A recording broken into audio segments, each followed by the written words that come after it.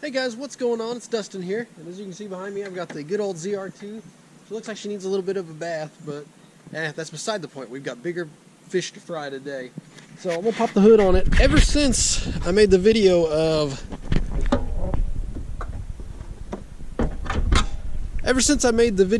changing the oil in this guy and went and got gas in it, it has been running very, very, very poorly. So what I did was, I added the new gas, and I think it may have had some water in the gas. That's still what I'm suspecting at this point, not 100% to confirm. But what I did is I drove it out to my folks' place because they live on a nice dirt road out here. It's pretty remote, so I could drive it around this dirt road in a big circle. And if it broke down, no big deal. I could get a pull home from my father, and we could just park it and leave it. Whereas in town, you can't really do that on the major highways there. Not near as much fun. So anyways, brought it out here. Tried to run that bad gas through it, put some heat in it and whatnot, or at least that's what I'm still thinking, like I say, because sometimes it'll run great and then sometimes it'll run real poor. It seems like the warmer it gets, the worse it runs. That's just what it seems like at this point. Anyways, so I ran it and had to be pulled home twice. The second time due to the radiator busting. It was my fault. I just sat there, kept cranking it, trying to get it to run and run right, and it would idle high, and I think just sitting there not moving, having any air going on it, especially since this isn't an electric fan, or at least I don't believe, radiator went on me. I should have known. I saw the temperature gauge was getting hot, but I just kind of kept pushing it. One of those deals where I wanted to get it home, but radiator just busted. So today we're going to replace that, and hopefully that's the worst thing that we've got to deal with today. So I'm going to show you guys step by step how to do that. It's pretty straightforward. Forgot my GoPro mount to actually set this up beside me, but I'm going to show you as we go along here. So I'm going to go ahead and start unplugging my battery charger here, my tender, and we'll go ahead and get this project started. And like I say, we'll do this step by step together so you guys can see exactly what I'm doing, and that if you are considering doing this yourself, you can do it, guys. It's not hard. So very first thing I'm going to start off with is, just because, we're not doing anything really electrical, but because, you're working under the engine, anytime you're doing that, I like to just disconnect the negative battery cable, which on the S10 is luckily pretty easy. Just got to pull it off there. So disconnect the negative side, and then we'll go ahead and get started.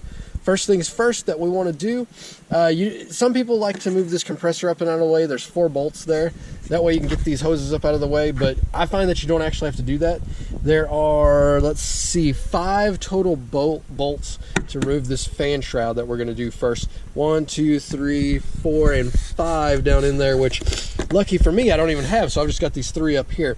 So I'm going to zip those guys out real quick. We'll remove this fan shroud, and then we'll start draining this radiator. Alright, so I'm going to go ahead and start on those bolts like I was telling you. You can use a wrench. It's pretty basic, and a 10mm socket.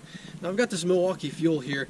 Bought this with my own money, so I'm not sponsored or anything, but I got a great video. I'll leave a little card up there for you guys to look at if you want to check this out. But if you do very much of your own mechanic work, or if you're just a handyman around your house, check out these impact guns.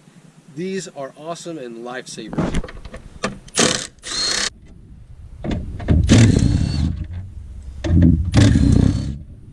Alright, so got all 3 on top.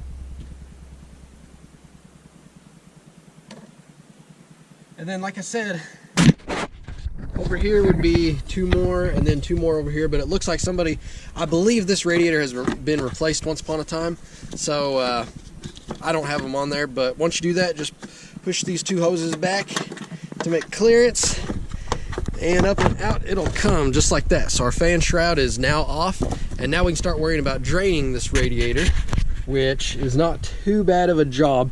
Down at the very bottom over here, there's a little petcock that you can turn, and as soon as you turn it, have a little catch pan or something under there so you can catch a lot of the crap coming out. But I'm just under the passenger wheel here in the fender, but if you look right up in there, that sun's probably super bright on you guys, but we'll feel it with my hand here. Right there is what I'm talking about. You're just going to turn this guy, and your antifreeze is going to start dripping out. So have a little catch pan or something down here to catch it. So as you can see, mine's draining pretty slow and off the frame and the skid plate and everything like that. But it is draining, so let it do its thing for a while. You might even do this first, that way it's all drained out and you're ready to move on to the next steps. Alright, once things are starting to slow down here, we can move right back up top, and you're going to see we got a few things that we got to disconnect. We've got some oiler and transmission line coolers that we got to disconnect, and you can see that if you pull these back, they've got these little quick connect clip things that you can take off. Basically, I don't have the right tool for it, but if you use like a flathead screwdriver, you can kind of push these off, and basically that just secures this in there. It's a little bit bigger on the inside, and that's what secures it in there. It's just a little spring clip. So you can take that off, but the method I'm actually going to use is actually just undo the bolt. I'm going to reuse the bolts. Now, you can see my new radiator came with the bolts to put on, which I would probably actually recommend using the new bolts, but this radiator I'm fairly confident it's been replaced fairly recently. So I'm not going to worry about putting these new ones on, so I'm just going to twist off the old bolts, and as you can see, they thread right in here, so as long as they're the same, they should thread right in, no problem. And then I believe these are 19 millimeter, if I'm not mistaken. Then we got a hose here that we got to take off, and you may need just like a pair of channel locks. This one looks like it's been replaced once upon a time, so it's got just traditional flathead screw there, clamp, and then the same with this one. So we got these two hoses to take off, which be careful because they're going to leak a little bit of fluid.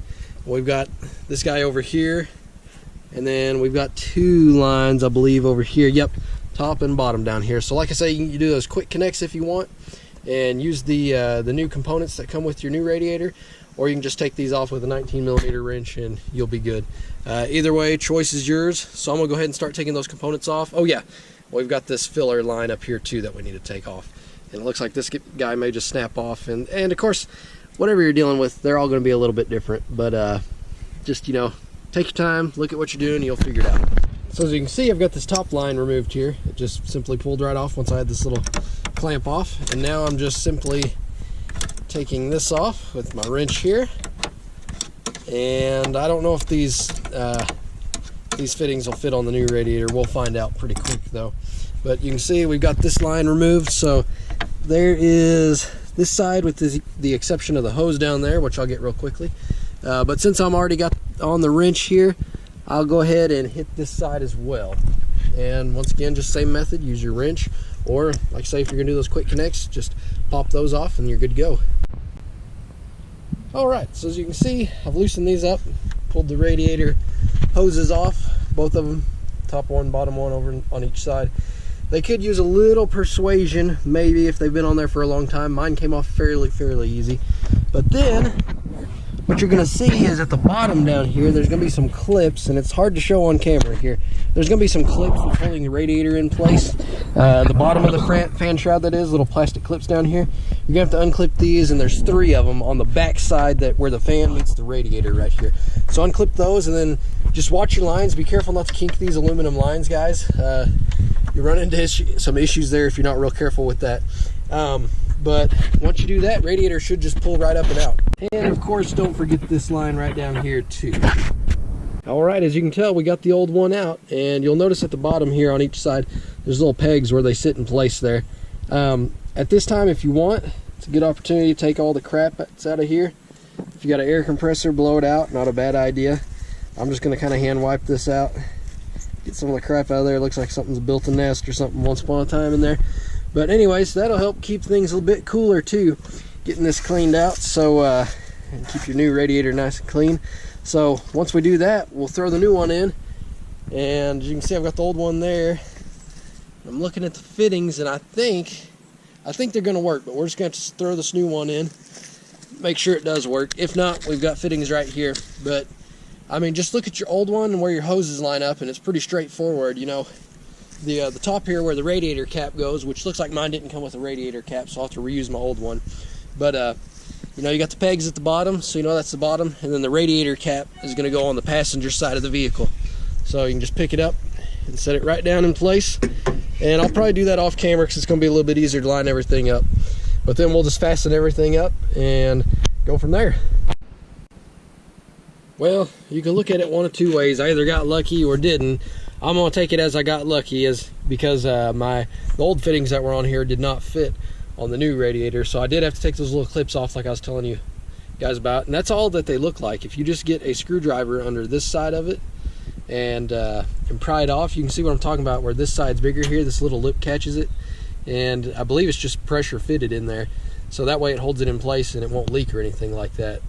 So I did have to take all those off. Now, you might keep these handy. That's why I've got this little piece of wood up here, so I know right where they are.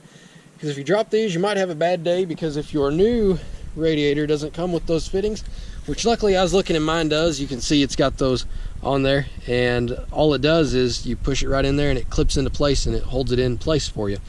But if your new one doesn't have those, you're gonna have to reuse those, so you might have a bad day if you lose them. But anyways, I got those out. I'm gonna put these new ones in place. And oh yeah, and another thing that I didn't think about too, but on the driver's side, the very bottom one, this line here, whenever you're taking it off, I didn't mention that you are gonna have some oil come out of there, so don't panic. Yes, that is oil, because it's the oil cooler on this side here, and I believe this side's transmission. So don't freak out whenever you see a little bit of oil coming out. It's not a big deal, to be expected. You might have a little bit of a catch pan on this side to catch it, but it's not gonna be much, just enough to get you dirty like I am here. But anyways, I'm gonna get these fastened in place and go ahead and drop it in place, and we'll button things up real quick. All right, so I've got things buttoned back up. Those quick connects, all you gotta do once you got the new ones in place there, the bolt that is, I'm sorry, the nut, you just push these quick connects in, you'll hear them click, and that's how you know it's in place. And then you just put those plastic covers back up on there if you like to do so. So get all 4 sides of those, the 2 rubber hoses on each side, and then the top filler hose, don't forget about it. Then we'll put that radiator cap on, and then you know, you fill it however you see fitting. That's up to you, whether you want to use Dexcool, whether you think you need water. Wouldn't really recommend that, but if it's a temporary deal and it's not wintertime, you might be okay. Or if you just want to use straight antifreeze, that's your discretion, guys.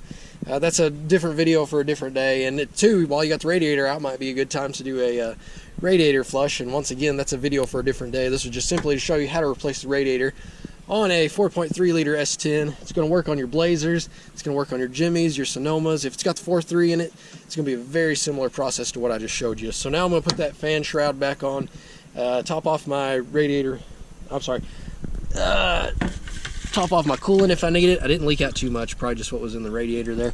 And then, of course, put my cap back on. And you might even think about getting a new cap. I wish mine would have came with a cap, then I'd have realized. If I realized it didn't, I probably would have bought a new cap, just because these do tend to go bad.